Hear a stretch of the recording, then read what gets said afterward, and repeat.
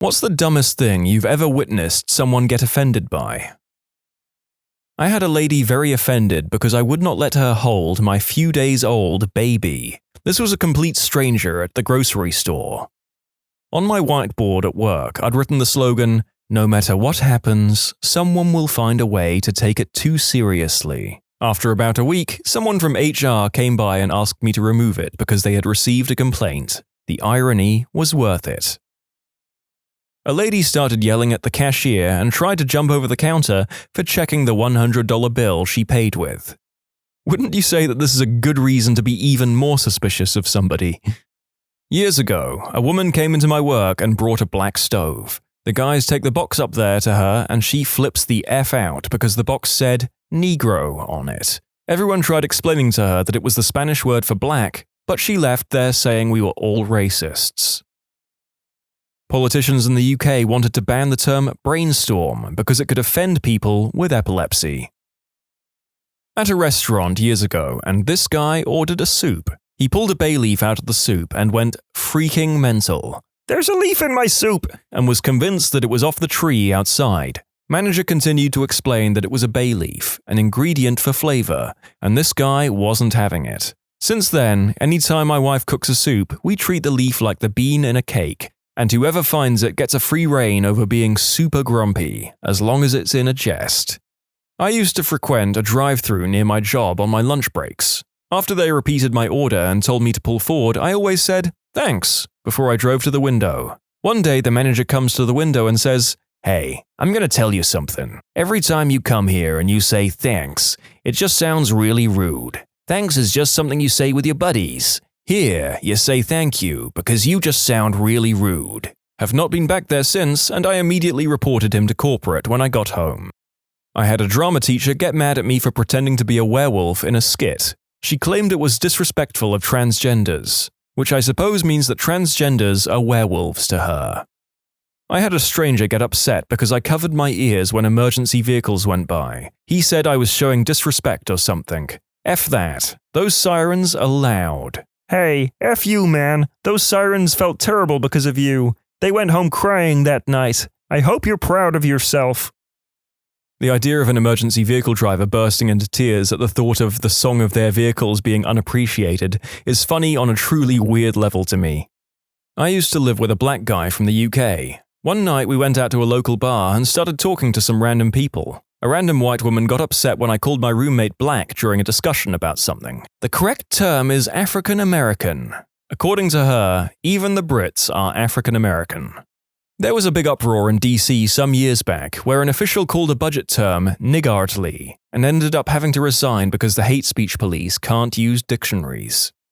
Somebody once complained at my restaurant that their Swiss cheese didn't have enough holes in it. Why would you complain that you were getting more cheese than you were supposed to? I've met people who have been offended by me not allowing them to pet a dog that has syringomyelia, neurological/spinal disorder, which causes immense pain if touched during episodes. I explained to them that this dog, a cavalier, can get aggressive and snappy if he has an episode, and it's not something that we can detect easily. They told me that I shouldn't be walking an aggressive dog, as it may bite someone who wants to pat it. Schools suspending, or worse, a child for chewing a Pop-Tart into the shape of a handgun. Or the deaf kid named Hunter, who was suspended because his sign language form of Hunter looked like a gun. Googled and verified. This has actually happened before, folks. As a server, I once ran food out to a table with a young, less than 6-month-old baby, dressed in generic brown baby clothing. I put the plates down in order, and when I got to the baby, I asked the mother, "Did she get anything?" She glares at me with one of the most teed-off faces I've ever seen and snarls, "He's a boy." So I did the most logical thing I could think of, shrugged, said, "Whoops," and left. I have a friend with her first baby that is 6 months old. Every single piece of clothing this kid has is a neutral color, no pink or blue. Just last week, she posted a big rant on Facebook about people constantly getting her child's gender wrong.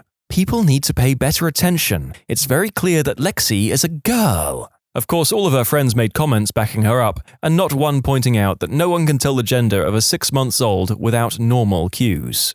Whoopsie! I really should have used a throwaway for this post. This information made it back to the parents, and boy were they not happy I was talking about them anonymously on the internet.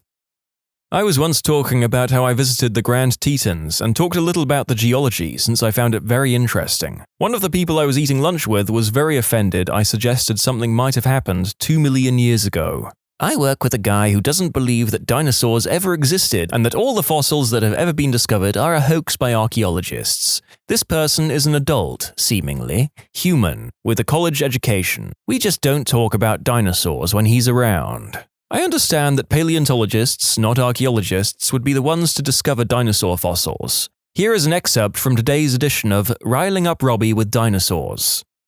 Me. Hey Robbie, who are those guys running around burying fake dinosaur bones again? Robbie. Flipping archaeologists, man. It's a goddamn conspiracy. The government pays them by the pound for the fossils they find, so every year they make them a little heavier and blame it on carbon dating. I couldn't make this trash up if I tried. This is a true story. My dad was at work and witnessed a guy hold a door for a woman, just to be polite. He smiled at her and waited. As she got to the door, she said, "Why did you hold the door? Because I'm a woman and I can't myself?" To which the guy replied, no, I just, He didn't really know what to say and fumbled out a weird apology. The woman just made more snide comments and walked through the door and went on her way. My dad and him had a laugh about it, wondered why someone would be so strange, and thought nothing more of it. The next day, this guy gets called into his manager's office and is told he is being accused of being sexist and harassment in the workplace. This guy had to go on a 2-day course on dignity and diversity in the workplace because he held a silly door open for some ungrateful person.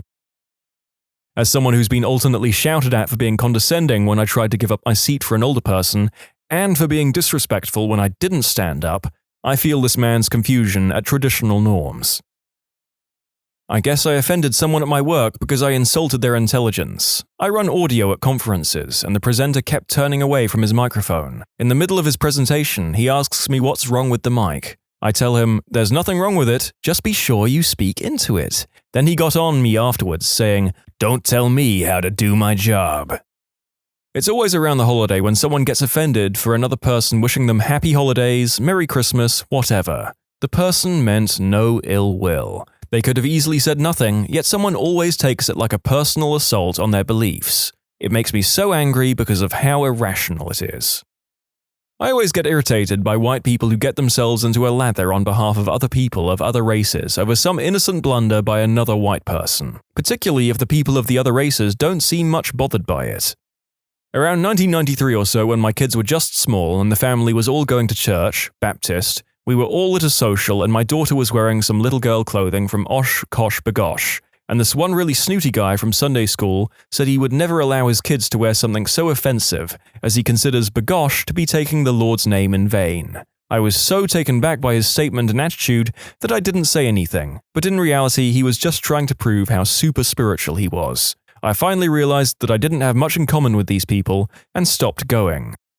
I had a similar one over Christmas with my dad, and a real stretch of the imagination. He was horribly offended by the Happy Honda Days commercial, not because they're idiotic, but because, and I'm trying to quote here, holidays clearly means Christmas, and it's a foreign car. That's really offensive. I think I responded something like, "So Christmas is the only holiday, it's distinctly an American holiday, despite the fact that Jesus predated this country by 776 years, therefore a car that's built in Ohio and Alabama can't put their name in the word holiday." I may have added that he's going around looking for things to be offended by, he could probably do better, but it deteriorated from there.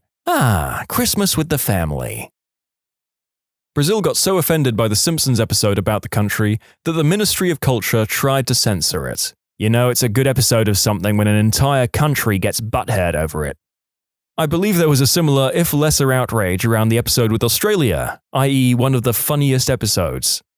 I worked at an AOL call center the day after the 2004 Super Bowl. You know, the one where Janet Jackson's breast made its appearance, and because AOL sponsored the halftime show, thousands of people called in to either cancel their accounts and, I crap you not, called to say that they would never sign up for AOL because of that breast. People would bafflingly wait up to 3 hours in the call queue just to say that even though they didn't have AOL, that exposed bit of chest cemented their resolve to never sign up. It was one of the worst days to ever work there. Worse than September 11th. It was that day that I realized how foolish and petty people can be about one single African-American breast.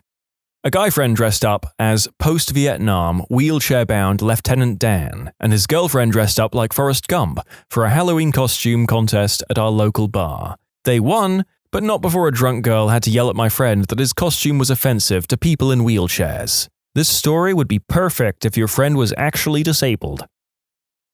Eating at a locally owned, family-run, authentic Vietnamese restaurant. A roommate's boyfriend, who I've posted about several times, he is basically the epitome of white male, Tumblr, SJW, accused me of culturally appropriating their food and forcing them to cater to me because I am white. When I pointed out that as a kid my neighborhood had suddenly had a large influx of Vietnamese immigrants and I knew the family personally and have been going to their restaurant for years, even bringing every guest/couch surfer to the place, he tells me, "They don't make the restaurant for white people. Stop smothering them with your privilege."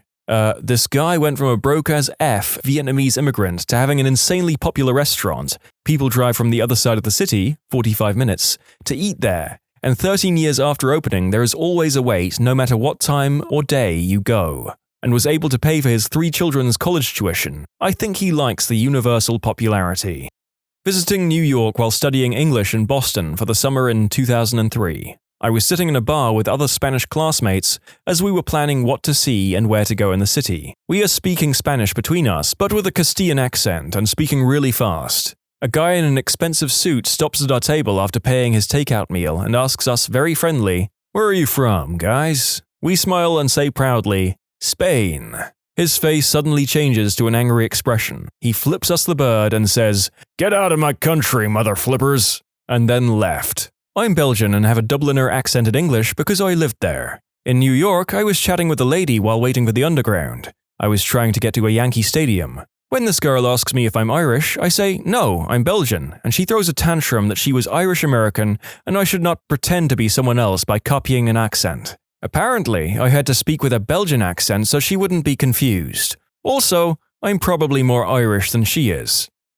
I have a friend who is allergic to gluten. If you ask her about it, she gets super offended. Naturally, we used to like to ask her what her diet has to consist of. We all used to eat dinner together and it would just come up in conversation from time to time. Everything seemed just fine. Then we found out from her roommate that she would come back super teed off that we asked her questions. We had no clue. We just wanted to know and were curious about how many things out there have gluten in them. Gosh, that girl is awful. When I was a cashier at Borders, I had one lady get offended because I called her by a man's name. The stupid thing was that she was picking up a book her husband had shipped to the store, and his name was on the order. Ooh, I have one. In college, I saw a guy from class on the bus. We started talking a bit. He starts to tell me about his big plans with Maria. Maria this and Maria that. I have no idea who Maria is. So I am thinking and thinking. Then I remember seeing him being friendly with someone in our class. So I said, "Oh, that girl in our class." And he looked at me with a dead-eye stare and said, "Maria is not that girl. She has a name, and her name is Maria." He was offended that I wasn't respecting her personhood enough because I called her that girl. He then stopped talking to me. I was commuting from Albany, New York to Brooklyn for a little while, and I would drive past a town called Fishkill, New York. I stopped there once to get gas, and at the gas station there was a bunch of people, much more than normal for a small town. I heard them talking about how they were from PETA, and there was a protest in the town, because it was called Fishkill. I saw one of the protesters get in an argument with a townie, and then heard the townie say, "Kill is Dutch for creek, you butthole." To this day, the funniest thing I have ever witnessed. I was in a loud bar with a bunch of friends, and there were a few F-words being thrown around. The table right behind us asked the waitress if she could kick us out for being the most offensive group of individuals. For several years, I taught a summer school class in filmmaking to elementary schoolers, who can be a very sensitive bunch. 2 stories. We were discussing an action scene from Firefly, and I identified Zoe as the black woman. A couple kids gasped, "That's racist," one volunteered. "She's African American." I told him that black was not a racist thing to call people, and that Zoe would not in fact be African American because she wasn't from America, she was from space. One of the kids had pitched a movie about the Civil War, and in the discussion the KKK came up. Not everyone had heard of them, so I described them as a club for mean, angry people. They hate people for being different, like they hate black people. One of the boys jumped out of his chair. Mr. Lukebin said something racist. He was trembling with righteous indignation. I didn't say I hate black people, I told him. I said they hate black people. I'm not a member of the KKK. That didn't satisfy him, so I ended up having to go with, look, I'm Jewish. They hate me too. And that calmed him down. I was standing at a bus stop with another lady. She was yelling on her phone and I was watching a movie on mine. We had both just missed the previous bus and had to wait another 25 minutes or so for the next one. Given her rather unstable condition, she was very upset at something. I tried to blend into my surroundings as to the best of my abilities. I didn't last too long. She said something rather outrageous along the lines of how her boyfriend cheated on her with someone. Being stunned, I lacked the restraint to not look at her. Unfortunately, we made eye contact, and that's where it all went downhill. For the next 20 minutes, she yelled at me, thinking that I was the hussy that corrupted him. She ended every sentence with white-hooded B-word, as I was wearing a white Eskimo-like jacket with the hood up. Apparently, she also thought that I grew up in a place called Red Deer, Alberta. I had to Google it afterwards, and that I had slept with hundreds of guys. FYI, I have only ever dated or done the deed with a single person, so you get just how stunned I was at these comments. I didn't say a single thing to her during this entire 20-minute episode, and only talked when I had to convince other bus patrons that I had never met this woman before. In summary, I'm a white-hooded B-word from Alberta who slept with every man in town. Forgot to mention I saw her again the other day. She didn't notice me, thankfully, but she had been ranting to some other poor soul about her experiences. Back in '99 or so, a small group of us made the pilgrimage to Memphis to spend the weekend eating ribs and touring Graceland. During a taxi ride from Beale back to our crappy motel, barreling down 240 at least 90 miles per hour, the taxi driver is completely turned around facing us in the back seat. He has sock puppets on both his hands, knees on the wheel. As we scream and white-knuckle everything we can hold on to, the sock puppet tells us racist jokes that are so horrible, even Reddit would be offended. He swerved from lane to lane and scared the crap out of all of us. It's a miracle we didn't die. The offense. Years later, I was the best man at the wedding of one of the fellow riders in that cab. In referencing all the exciting adventures we had had together, I alluded to the racist puppet show in my best man speech. A friend of the bride who was in an interracial marriage stood up, berated me for being a racist a-hole, took her gift back from the gift table, and left. Talk about a tense crowd for the rest of that speech. I was able to play it off and finish the last half of what I had to say. Everyone else thought it was a nice speech.